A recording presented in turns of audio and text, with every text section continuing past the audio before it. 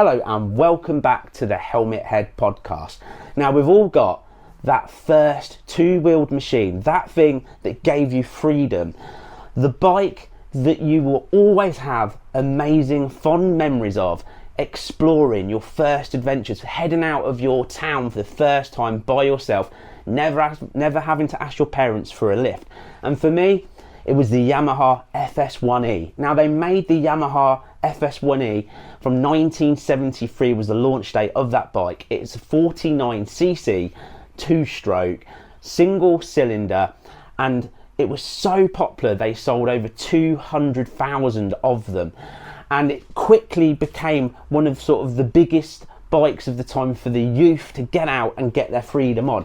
And they literally changed the name from the FS1E and it was popularly known as the FIZZIE. FIZZIE because it just flew. It was so much fun to ride.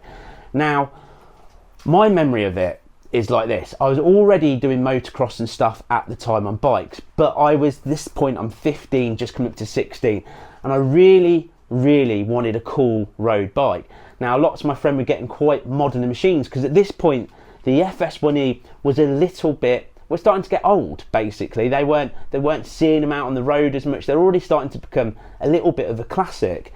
Now, the E on the FS1E stands for England because they made them specially for the different countries. Now, this is the funny thing. How I ended up with the FS1E was that my sister, who had a horse, had to be able to she used to push bike first, and I think it was my dad's idea to get a little 50cc to save her having to push bike from our actual town to a nearby village where a horse sort of lived, stabled. So what she did was that he bought that bike, she did her CBT, and it was literally a sort of ride from home, get to the stable, ride back. She had no passion for motorcycles whatsoever. To be quite honest, I think she actually really disliked motorcycles. And there's me, loving bikes, doing jumps, seeing her poodle down the road on it going, I really want to go on it, I really want to go.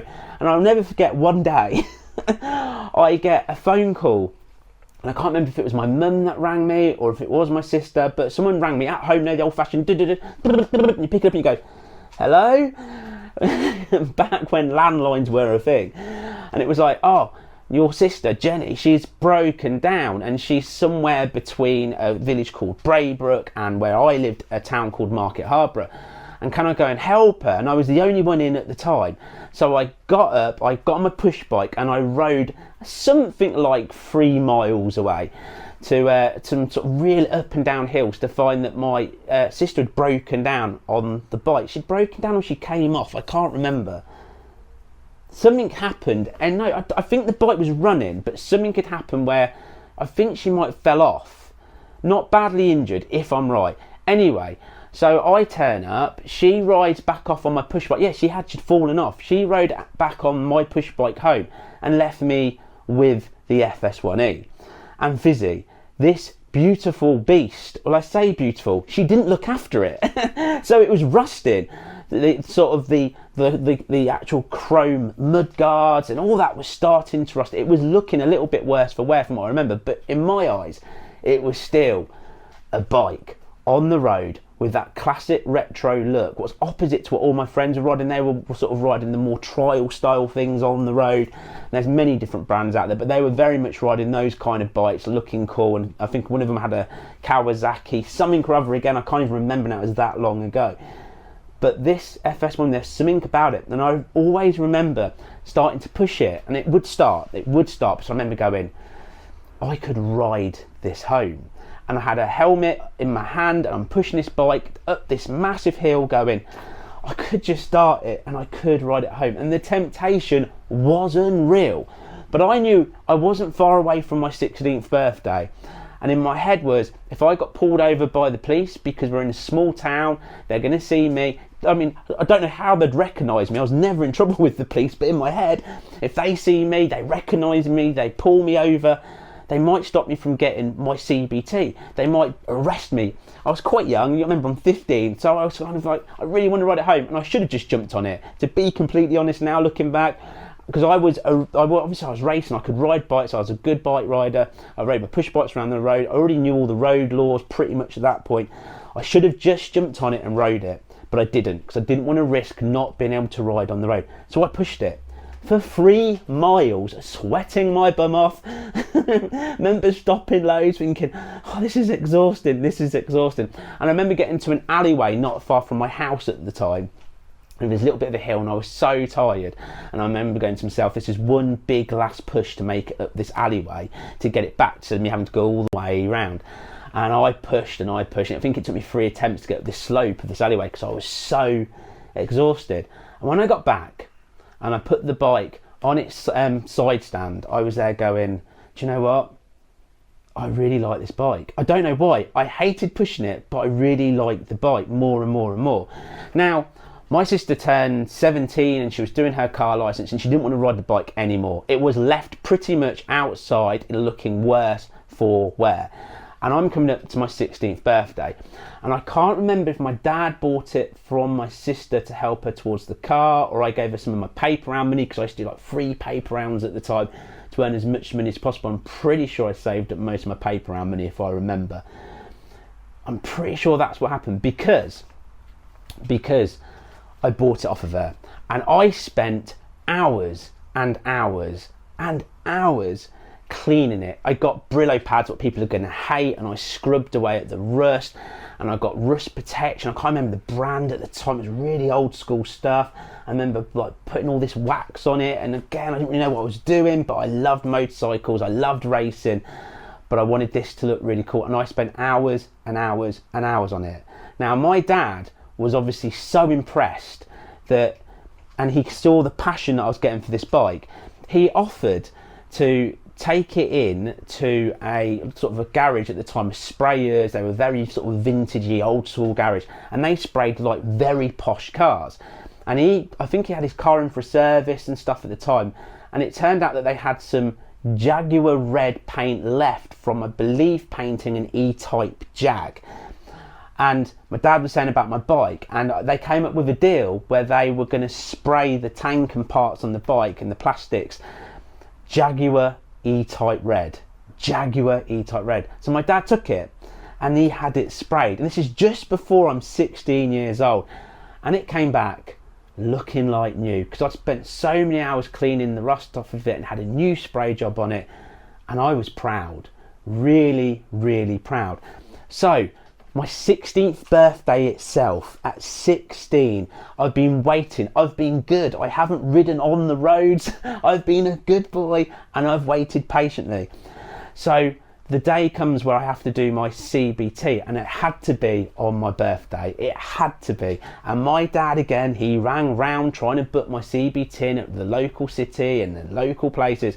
Everywhere was booked or not open, or what was going on. The nearest place he could find was Derby, that's, I don't know, an hour-ish away. So we had at the time like a pickup, and again to run around sort of my sister's horse stuff and put the hay bales and stuff in the back, like a general purpose vehicle. We had like, it was a second one, a runabout. And my dad loaded it onto the back of the pickup, and we went off to Derby so I could do my CBT on my birthday, and I was excited. I was dizzily excited. I was so happy. So I remember jumping on this bike, I remember spending the day doing my CBT, and it was like, I think back then it was supposed to be like 6 hours long, and we did it in about 3 or 4 hours. There was 2 of us.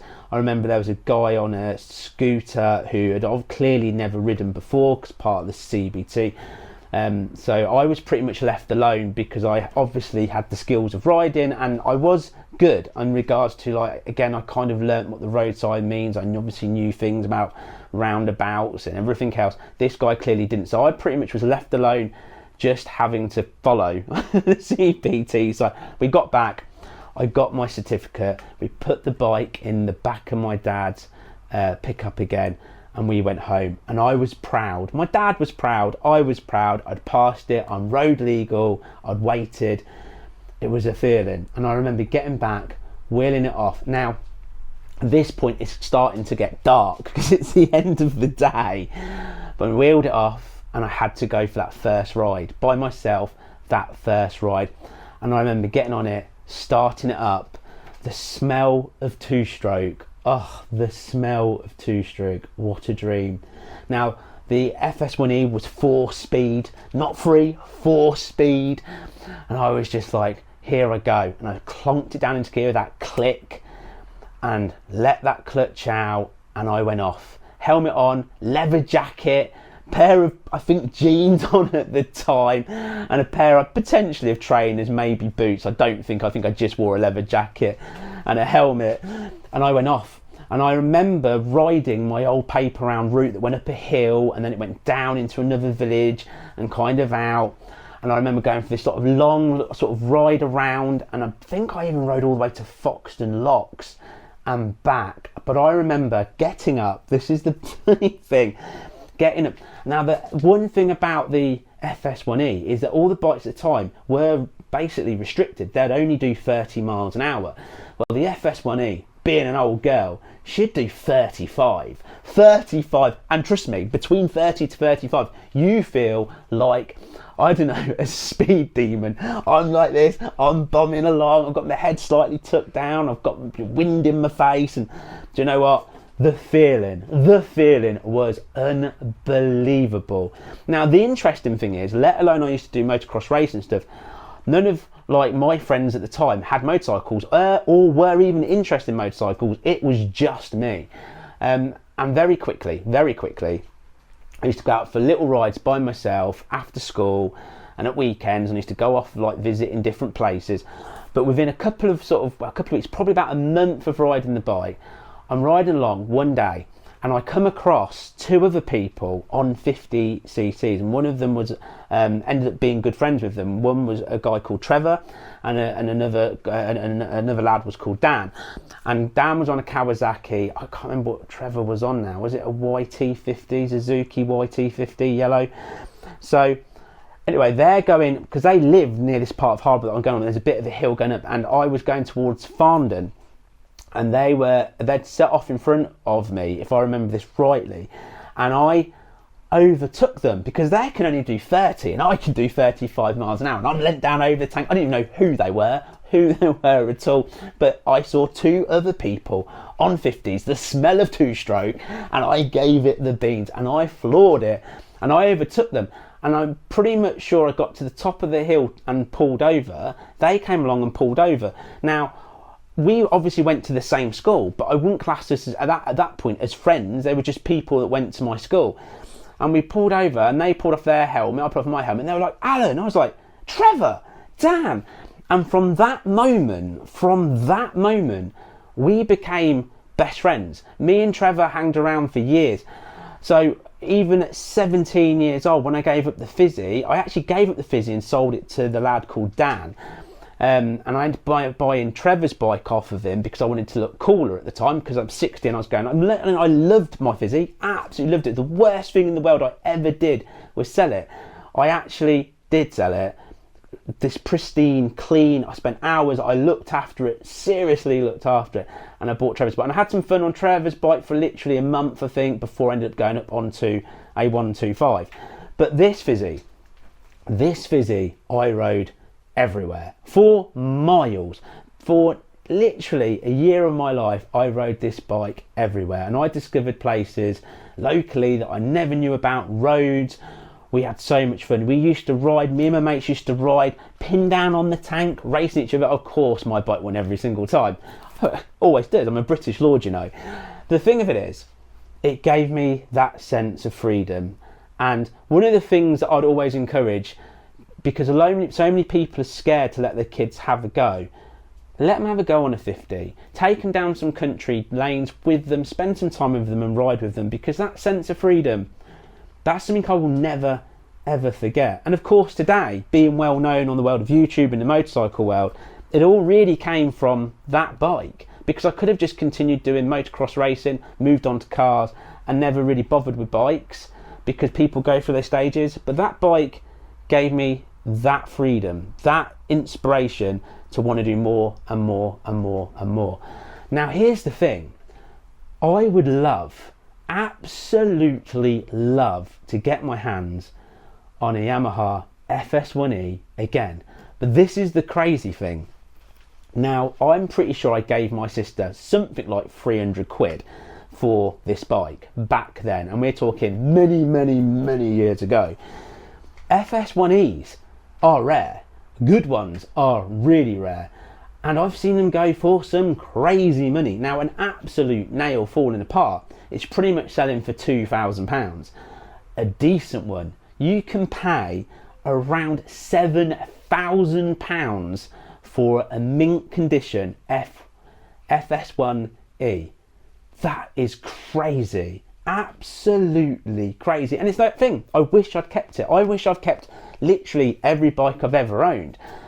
But that would be the one. That would be the one that I'd have to buy, keep, cherish, look after, and just relive my youth. Imagine again getting to press that start button, kick it over, ride it, and that feeling all over again. I don't know, I'd probably cry, or I'd just be giddy with excitement. I would love to buy one, and I hope one day I've got the money and one comes up that I can afford. I'd even buy one to restore what would be a dream come true. And maybe one day I can afford to do so, and maybe I'll be at that point where it can become part of my collection that I will love and cherish. Likewise, the bike that I never got on the road, what I did a charity trip on, a Honda Vision scooter. That is a story already all about that, but I will tell you all about that story in depth if you want on a future podcast. But the FS1E, the bike of dreams, the freedom it gave me was absolutely incredible. Well, I hope you've enjoyed this podcast. The news for the main channel on the Helmet Head channel is, of course, the Helmet Head Festival. It's full guns blazing. We are around, what are we? Is it a month, just over a month away now from the actual festival itself. The 30th of September is the Helmet Head Festival. The Helmet Head Festival is very much designed for people that want to have a good time, chill out, hassle-free, fun festival. There is going to be, you can arrive there on the 30th at 1 p.m. Pearley's Barn in North Yorkshire. Please check out the Facebook page, the Helmet Head Facebook page. I've got all the links and everything you need to be able to book your ticket. It's £30. That includes for £30 your camping, because it's camping. You can go and get a hotel if you want and just come in and visit the place, but it still costs you £30. So £30 will include camping there. It also includes the entertainment, the music at night. There will be a ride out with me in the afternoon. Available, there is a bar, there is going to be pizzas for sale, and hopefully more yet, but there'll be band, pizza, bar, camping, 30 quid, spot on. Of course you can bring your own beer, you can bring your own food, but it's all available there. The afternoon ride out will probably be around an hour, and it will be very chilled out. All CC motorcycles are going to be more than welcome. All I'm literally going to do to keep it as simple as possible, so it's not a crazy amount of people having to organise to run around. We're going to all set off together from Pearley's Barn. Of course, I'll be filming it throughout the adventure. But the thing of it is, I'm going to give a postcode, a location of a place that we can go. So you can put it in your sat navs, your Google, whatever you use. And even if you're on a smaller bike, on a 125 or on a big 1000cc, and you want to get to the location where we're all going to meet again, have a coffee, a non-alcoholic beer, have a sort of half an hour chat or so, and then head back again. So you'll have a postcode. So it doesn't matter if you can't stick with a group, what your riding style's quick, your riding style's fast, you want to chill, you can literally ride, get there, enjoy a brew, turn around and do the same coming back. Then there is no hassle to it. I will be bombing off, grabbing loads of ride-by shots, and like I do, and heading to back, but I will set off the Helmet Head ride out. I'll be in front, I will set off, everyone can follow me, and then people can continue along the way. There is other YouTubers and people that are good friends of mine that are coming, that I'm sure will help me on the ride out as well. So potentially we will put someone else in front that will take over from me and lead for the people who want to stay as a complete pack. But it's chilled out. The whole point of the Helmet Head Festival, what I would like to think is so different, and the first one of its kind, it's relaxed. It's for 11 out of 10 fun people that just want to have fun and enjoy. There's no pressure, there's no stress to this. It's just going to be the most chilled out, fun, a bunch of people having an absolute laugh together. And the point of the festival, this being the first, it's going to be like history in the making for me, because every year we're going to get it bigger and bigger and bigger and make it more and more epic. Now there is t-shirts available for the Helmet Head Festival at the t-shirt studio if you want to grab yourself a t-shirt. I will bring some stickers and stuff with me as well, what I sell on regards to the Facebook page. That helps fund my world adventures. So you can grab all that stuff off me there. T-shirts you have to pre-order. I do not keep a stock of T-shirts. I am coming to enjoy it like everybody else. I'm going to enjoy some beers with everybody. We're going to have a giggle, we're going to have a laugh. It's just going to be fun. And that's what's coming up on the channel in regards to the main channel, the Helmet Festival. There's some reviews coming out on there as well. Security cameras, more microphones, some awesome microphones coming actually. It'll be really, really, really impressive. Road Skin, Road Skin sent me their Easy Rider 2. I've made that video. At this point, it's coming out soon. That is just awesome, and there is discount codes already down in the description. Trust me when I say you don't even need to watch that video to see how cool that jacket, well, it's a hoodie, but it's basically a jacket. It is just, it's perfect. Anyway, there's discount codes and everything's coming out for that. It's all awesome. So I will see you in the next, speak to you depending when you listen to this. Please subscribe if you haven't to the podcast. Please give it a thumbs up. Please share it as well. Spread the word.